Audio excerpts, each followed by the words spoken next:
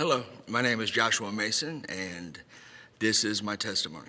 I grew up in a home where Christ was never mentioned. I grew up in a home that was full of abuse, mental abuse, physical abuse, emotional abuse. My mother and father were divorced when I was 4 years old, and my brother went to live with my father, and I went to live with my mom. And my mom met and married the man that would become our abuser. And the abuse took place with fists, with belts, with boards, really whatever was available at the time. And it became very commonplace in my home. We would have bruises from our shoulders to our ankles, and it would become almost a running thing where my mother would check us before we would leave the house, and she would say, if you're not wearing a shirt, you need to check your back to make sure the bruises aren't visible, because if the neighbors see them, they may call CPS, and if they call CPS, you're going to go to a place that's much worse than here. And so we always thought about that, and we thought, if there's someplace worse than here, we definitely don't want to go there. This resulted in us not being able to go swimming during the summers because the bruises would be too bad. And me and my stepbrother would have this running joke where we would say, gosh, I hope we don't get beat right before the summertime, because we wanted to go to the public pools. And we learned that in about 2 weeks, the bruises would fade enough to where we could actually go swimming, because you wouldn't be able to tell they were that bad. Fast forward to my mom getting pregnant, and my mother and father are going to have a baby, and they have the name picked out, Lucas Wayne Morrison, and they're excited. And the abuse in the home kind of, it was less. It was happier in the home, and we weren't getting beat as much. And my mom has the baby, and everything's going better. So my mom has the baby, and life is a little bit better in our home. And we're at my grandma's one night, and my little brother's about 3 months old, and my mom laid my little brother down, and about 15 minutes later, she went back in, and she came out screaming, my baby's dead, my baby's dead. And I remember my stepdad going into the room and giving my little brother CPR, and it just didn't work. And I learned at that time that that was SIDS, sudden infant death syndrome. And so my little brother had passed away from that. And that was a very tragic moment in our household. And that led to my mother becoming very distant from us. And as a kid, I didn't understand that. And I didn't understand why she was drinking a lot and crying all the time. And after the funeral, my stepfather became much more abusive, and the beatings got to the point where he would beat us, and to the point where we would just be unconscious. We'd just be laying on the floor. And I had some animosity towards my mom when that happened, and I was confused about why she was so distant. And I had gotten to the point where I had started standing up against my father. I had started talking back and being pretty disrespectful and saying, he would beat us, and I would say, that didn't hurt. Or I would say, what do you want me to do, cry? And I was really pushing him to the point where, hoping really one time that maybe I just won't get back up. I really didn't care if life ended at that time for me. And it got to the point where there was one time where a beating was so bad that, I don't know, I think my father was trying to simulate what it would be like if you got in trouble and if you went to prison. And he shaved my head and locked me in the room, and he said, this is what it's like if you get in trouble. And he would bring me food 3 times a day. And this happened, and about 2 days into it, my mom pulls me out of the room and says, hey, I'm going to ask you a question, and if you answer yes, you can never come back. And of course, I started crying, and I didn't know what she was talking about. And she pulled an airplane ticket out of her purse, and she said, listen, this is a flight to your father who lives in Kansas City. If you take this, you can never come back. I had only met my father one time up until that point. So I was scared, of course, to leave my mom, because I know what she would continue to have to deal with, and I knew what my brother was going to have to continue to go through, but I also knew that I had to get out of there. And so I took her up on that offer, and I flew to my dad's house, and it was a complete 180.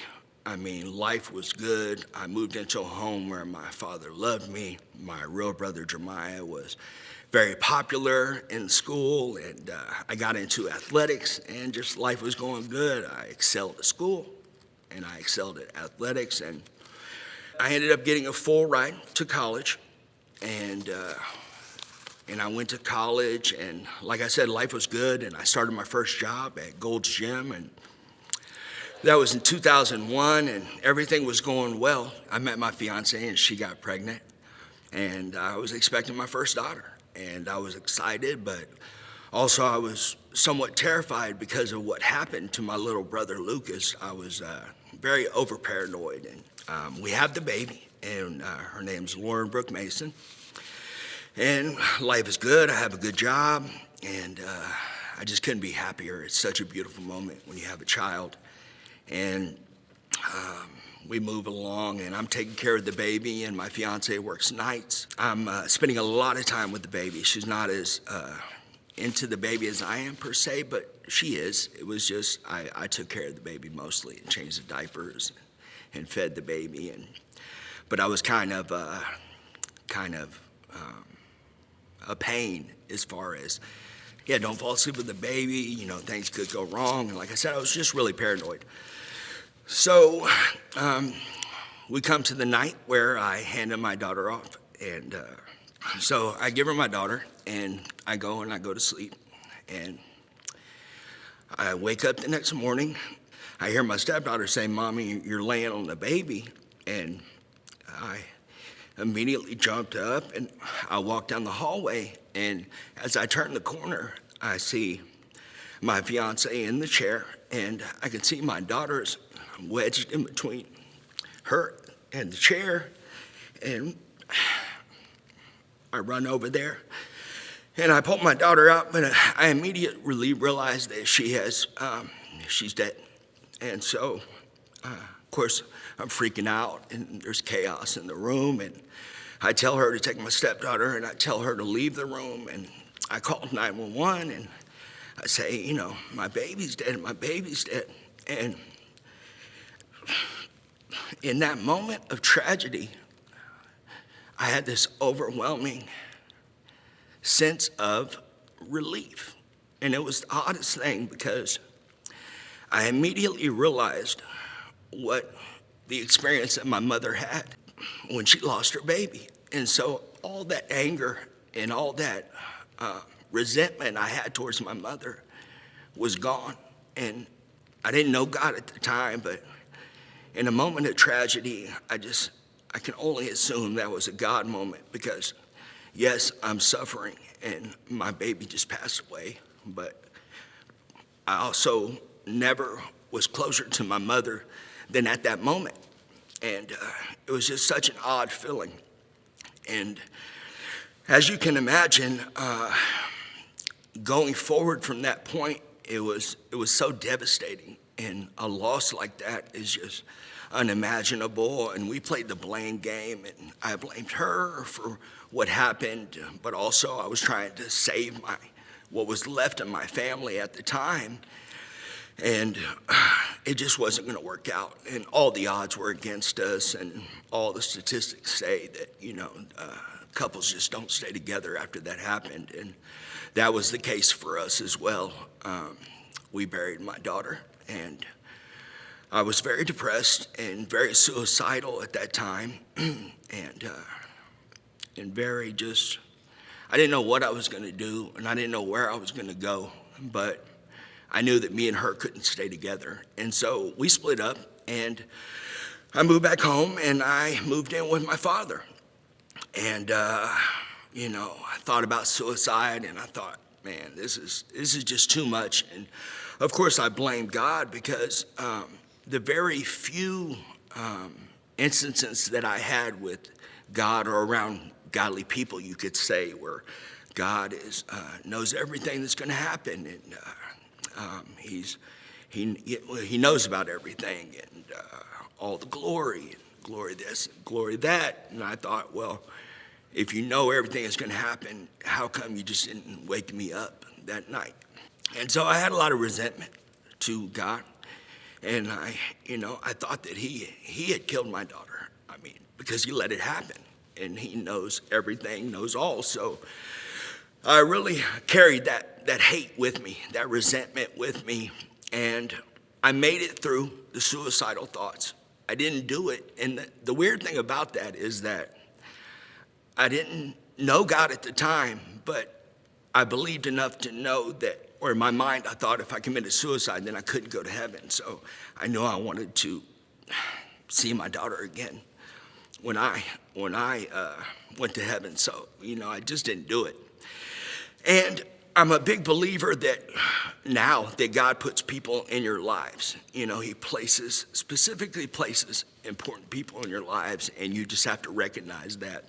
And I say that because I moved back in with my father, and this is 4 months after it happened, and I'm trying to make sense of things. And I meet this guy, Garrick, and I meet him and his wife, and they own this gym, and I decided to take the job, and it gets me out of my phase of depression, and I'm kind of back on my feet again, and I'm doing well, and I feel good, and, I just lose myself in the work, right? And so I was like, this is amazing that God put this person in my life. And it must be for that reason, right? And so anyways, all that to say, I started at the gym, and the gym ended up closing down, and they ended up leaving town and moving to Texas, and I ended up doing some other construction jobs and whatnot. But I I meet a woman who, at that time, I intended to marry, and I'm back in a relationship again, and I feel good, and I feel confident. And a year goes by, and I get a phone call from Garrick out of nowhere in Texas, and he says, hey, I'm at this huge gym in the Woodlands. It's the Legend Sports Complex. It's one of the largest in the country. We're going to pay you a ton of money. Move down here. And I had just lost the construction job, and I had no idea what I was going to do, so I was kind of down and out, and I thought, yeah, I'm going to take that job, and maybe I'll just go by myself. Me and that girl were together, but it was working out, wasn't really working out per se. So I tell her that I'm going to move to Texas on my own, and she tells me she's pregnant. And I immediately, of course, went into shock, because the one thing I don't ever want to do again is have a child. I don't ever want to risk going through that again, or going through that trauma for anything in the world, just absolutely not. But also, I don't believe in abortion. So that's never going to happen. So I have to man up, and I have to take on this responsibility. In my mind, that's the only outcome to this situation. So I call Garrick back, and I say, listen, I'm going to have a baby, and 9 months from now, the gym's still being built, so 9 months from now, we'll have the baby. I'll wait 6 weeks, and I'll take the job. I'm going to come with her. And so we go through the 9 months, and as you can imagine, I'm freaking out. I'm stressed. I don't know what I'm going to do. We find out that the baby's a little girl, of course, because why wouldn't it be? And so we're going to have this little girl, and her name's going to be Ariana. And so we have Ariana, and we move to Texas, and life is amazing. Life is great, except for the fact that I can't eat, I can't sleep. I'm a nervous wreck, because every night I go to sleep, and I don't know what's going to happen in the morning. I don't know what the morning holds for me, but it's almost unbearable. And of course, I'm a pain again. You don't fall asleep with the baby. Don't do this. Don't do that. And I'm so anxious. I'm sure I'm unbearable to be around for her at that time. But we're doing great. I own a townhome. I have one of the best jobs in the city, I believe, at one of the largest sports complexes. I'm making a ton of money, and life is good. Now, in my mind, I have to make it to 3 months with this baby girl, because my little brother, 2 months, 27 days. My daughter, 2 months, 28 days. So I have to make it to 30 days for life to be okay with Ariana, right? And that's my only goal in life. And so we're in Texas and we're doing good, and her mother comes into town to visit, and she drops me off at work like normal, and they're going to do some stuff for Easter, and they're going to go and get some dresses for my daughter for Easter and get the eggs, get the baskets. And I go to work, and I tell her just to pick me up at 12 o'clock. Now, this is 2 months and 28 days into this. I only have 2 more days left to meet this major milestone, I believe, mentally in my life. And she drops me off, and I get off at midnight, and I make that phone call. I call her, hey, come get me, no answer. And so I call again, no answer. And then I start to get worried. I don't have a car. She has the only car, and she's got to come get me. And so I wait, and I call numerous times over the next hour, and it's going on 1 o'clock in the morning. And so I call Garrick, and I say, hey, something's not quite right. She's not answering the phone, and that's definitely not like her, and she's supposed to pick me up. Can you come and pick me up and take me home? And so he comes and gets me, and we drive to my townhome, and I look up, and all the lights are off in the house, and I don't know what I'm thinking. I'm just a mess at that point. And I walk up the stairs, and I open the door, and everything in my home is gone. Not a single thing left in my house but a couch and a note on the edge of that couch. And I yell at Garrick, and I tell him to come up, and I'm freaking out because, 2 days, 2 days is all I had to make it. And the note says, you know what, I miss home. I don't like the big city life. I want to go back and live with my mom in South Carolina. I didn't even know she was from South Carolina. I met her in Missouri, so it's one after the other. It was a devastating moment in my life because I knew at that moment I could never take her back. And it would be very hard to see my daughter and continue to see my daughter because there's no way I can take her back because she just let me down in a way that she knew. It was very clear. I only had 2 days to go, make it to the 3-month mark, and what a big deal it was. So for her to make that decision, it was devastating to me. And for the fact that I knew that things would never be the same. And in my mind, I felt like I had just lost my second daughter in a row. And so I, at that moment, I made the decision. I said, I'm going to self-destruct. I'm just going to completely self-destruct. And I don't care whether I live or die or I make it to, I don't really care about anything anymore, period. So I started hanging out with a bad crowd, you could say, and I moved in with a guy who would become my roommate that I worked with at the time, and I'm doing drugs. I started taking pain pills and Somas and Xanax to kind of relieve the stress, and those were all prescribed at first, but they, of course, started becoming a problem. And I walked by my roommate's room one day, and he's about to shoot methamphetamines into his arm out of a needle.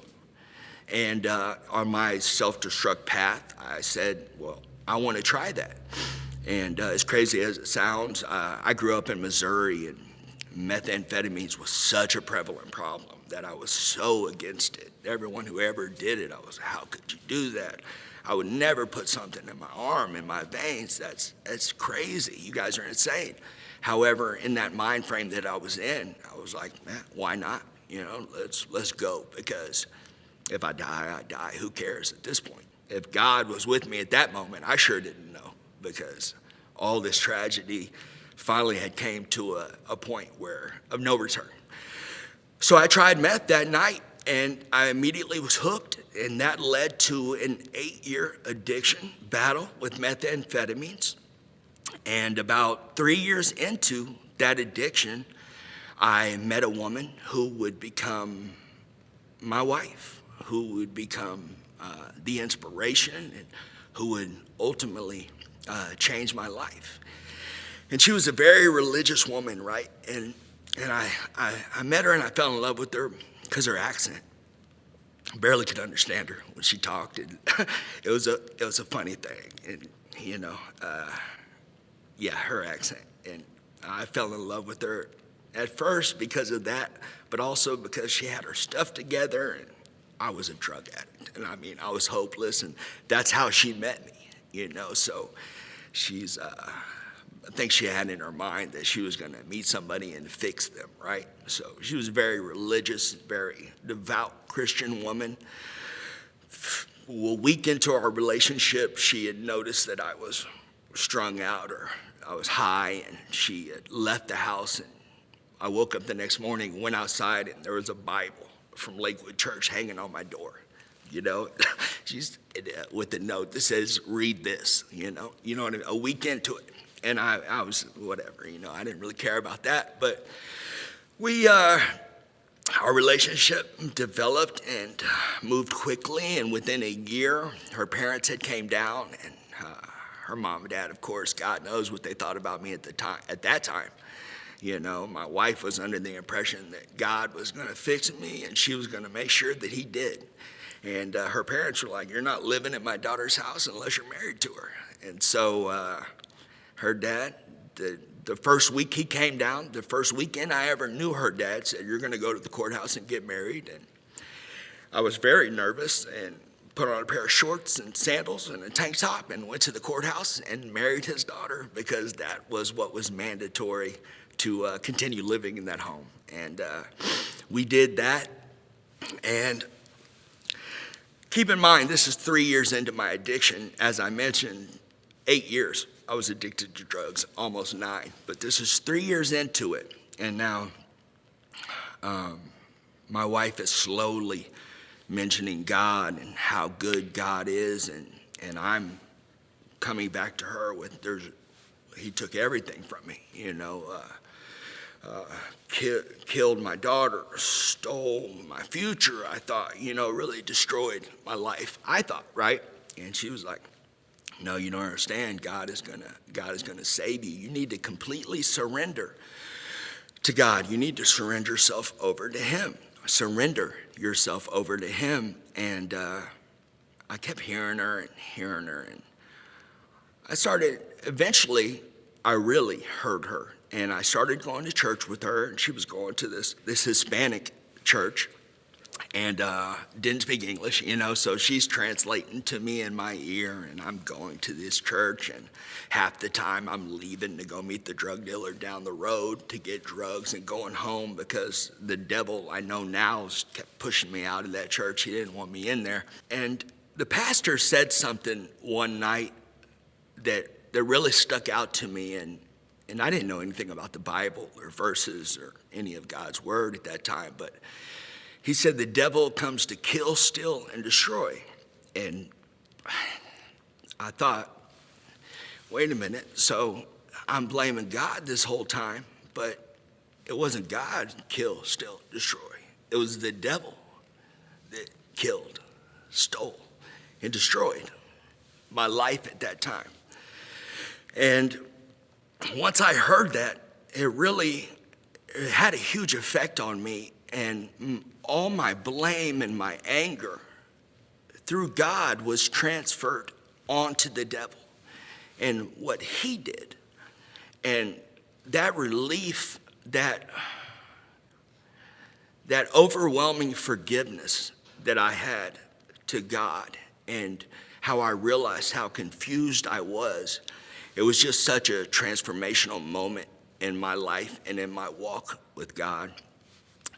And from then on, I'm going to church regularly. I'm thinking, you know what? I'm going to quit doing drugs, but I'm 8 years in. I'm a drug addict.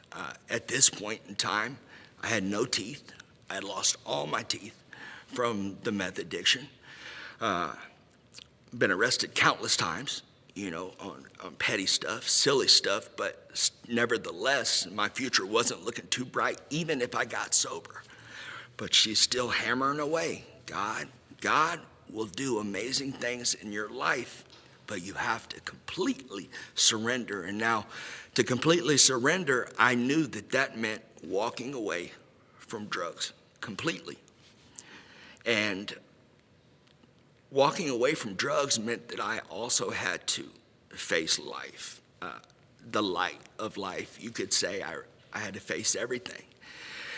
Now, I did that through a verse that I had read as I was studying on my own, and it was Ephesians 6:13. And to this day, I have this little pin here that I wear everywhere on all my suits, and it's Ephesians 6:13. Put on God's armor so that you may stand against the deceitful ways of the devil. And I thought, okay, so you're going to give me your armor, and that's going to help me stand against the devil. And so I can do this, right? I know that I can. And most importantly, the woman who has stood by me for many years, not knowing, she didn't know that I was successful early on in life. She didn't know that I ever was successful. She never saw me in a suit, never saw me with money, never saw me smile necessarily. They had no teeth.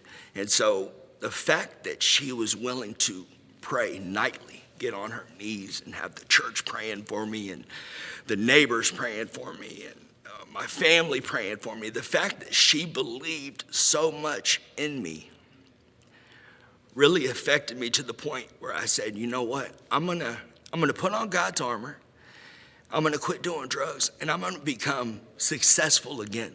I'm gonna show her what I can be and what I once was.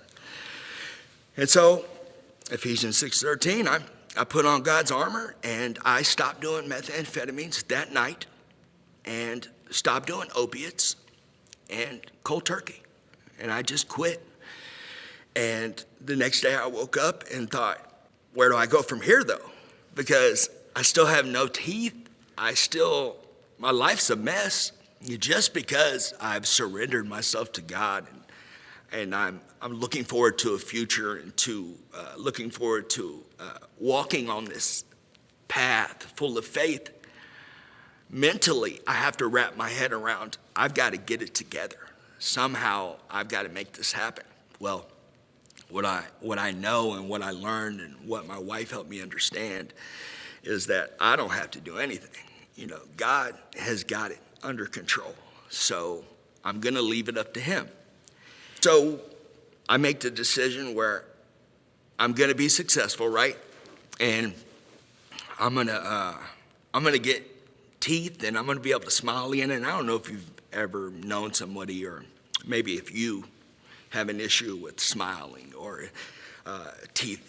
problem with teeth, but having no teeth and not being able to smile and being outgoing is very impactful. It's extremely hard on a person, because every time you're talking, you're this, and every time you smile, you got to figure out how to cover it up, and you just get used to doing that. And you know, every time you talk to somebody, they're staring right at your mouth, and it's very, it can be overwhelming, right? So fast forward till we start looking into dentists, and first dentist says, absolutely, we can help you get your smile back, no problem. It's going to be $65,000.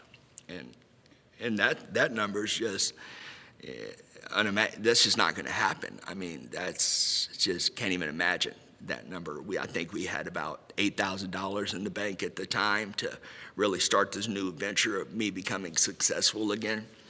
And so that was the first dentist, and that was kind of dissuading. And we went to the second one, and the price came down to $55,000. And keep in mind, I had to have 26 teeth removed that were broken. So those removed, new ones put in.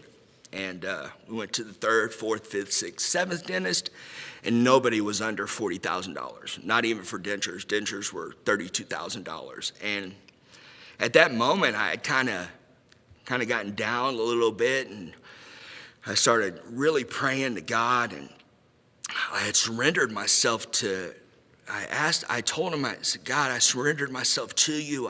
I've stopped doing the drugs, and I have a very positive outlook on life, and you know that I want to do this not only for me, for my wife, for my family, for my kids, but for you, God. So help me. I mean, I need you right now, God. And I prayed, and me and my wife sat down, and we said, look, we just have to really pray about it, because We know that this is the path I'm supposed to be on. And we did that. We prayed. We prayed most of the day. And during this time, I get a text message from Garrick.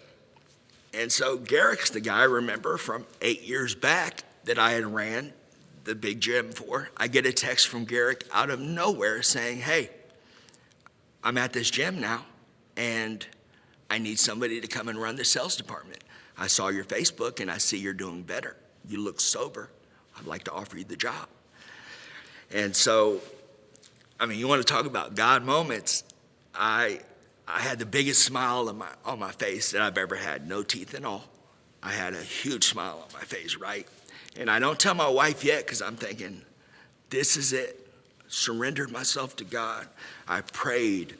I've been steadfast in my walk of faith, and I get this message out of nowhere after 9 years of no communication. And this message means that I could end up being exactly where I was the moment before I decided to self-destruct. And so how amazing is that? And so I text Garrick back, hey, I appreciate the message. I would love to take that opportunity. I have a small dental procedure that I have to take care of before I can do that. And when I do that, I'll get right back with you. Now, I don't know where am I gonna get teeth from? 50,000 here, 60,000 there. I don't know, but I know that I'm not saying no to that offer, and I know that God has me on this walk, and he's gonna show me the way. So this is 2 months away, this job interview, right? So I need to find some teeth. That night, I was looking online, and I had ran across this ad that was 1-800-dental or 1-800, it was affordable teeth, whatever it was. I came across that ad. I ran in the room, woke my wife up. Look at this, it says 5,000 down. You can put 5,000 down and you can make payments. Well, we had already been denied to be able to make payments at several places because, of course, the credit's not good. 8 years drug addiction, credit's terrible. That just comes with it. But we're gonna just pray about it, and we're gonna go that next day. So we showed up to that dentist, and we sat down with them, and it started out like every other dentist. We did the x-rays, and we talked, and we went back to the finance department. And they asked me to tell them a little bit about myself or my story or what I was even there for. So I explained almost everything of what I just told you, and they kind of sat back for a minute, thought about it. Then they went into the other room and they said, give us a moment. I started telling my wife, hey, get your stuff. Let's get ready and go. This is never going to happen, right? And they come back in the room and they say, this is a Thursday, keep in mind. They say, why don't you show up on Monday? We're going to take all your teeth out the first half of the day. And then after noon, around 1 o'clock that same day, we're going to put your new teeth in. It's going to be all done in the same day. And I'm waiting for the catch, like, wait a minute, hold on, because we only have this amount of money in the bank. And they said, here's your piece of paper. I need you to sign here and fill this out. And so they handed me the piece of paper, and that piece of paper said total $9,000. And so talk about a God moment. They had, you can do the math, several thousands of dollars had been reduced because, in their words, they wanted to be a part of my journey. And all I had to do was check back in with them at a later date and tell them how it was going. And so that was overwhelming in itself. But the power of prayer, I've come to learn, is a very, very real thing. And it's an amazing thing. And sometimes in my wife's case, it takes many years. But to prayer and be steadfast in your prayer, it can really pull some things together. Thursday, so Monday I'm going in to have my teeth completely redone, and 10 days from that is my job interview with Garrick. And so things are going according to plan, and Monday I go in, they take all 20-something teeth out, they put my new teeth in, and now, as you can see, I can smile, but most importantly, I can make it to that job interview. And so you can see that God had all this planned out way before I even knew that all this was going to happen. And I go to that job interview, stitches still all through my mouth. I'm talking to Garrick and I'm slurring every word. I can barely say anything, and he's looking at me kind of crazy, but I'm telling him the whole story and basically my whole testimony. And he says, "That's amazing, and so glad to see you again and see that you're back and that you're yourself, and I want to give you the job."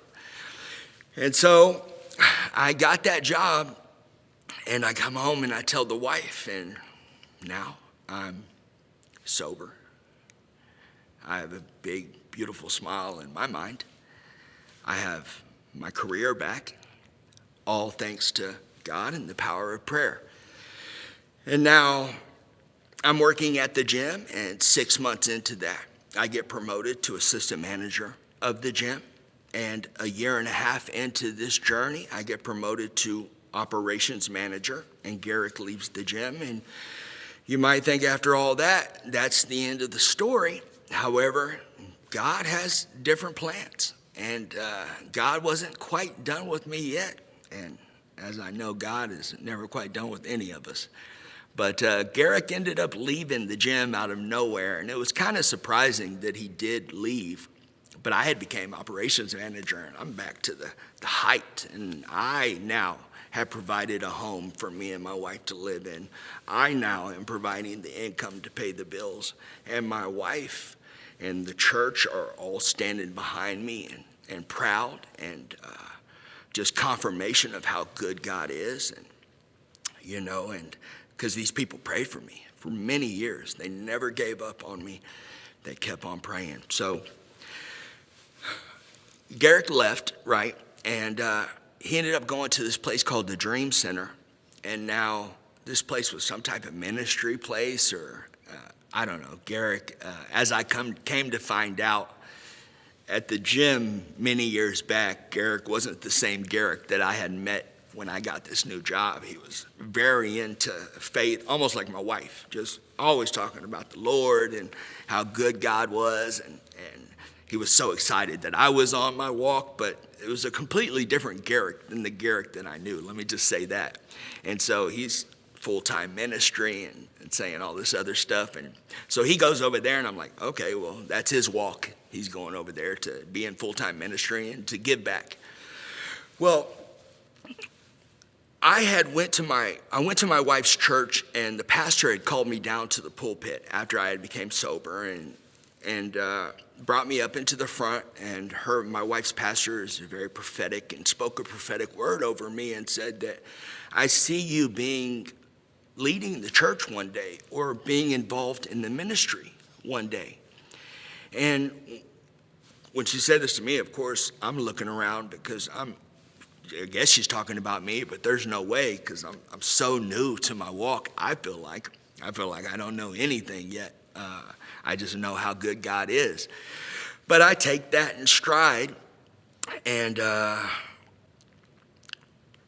so that being said, Garrick calls me out of nowhere and says, "Hey, wouldn't it be crazy if you came over here and worked with me at the Dream Center? We have an opening for someone to run the nonprofit side, the donation side."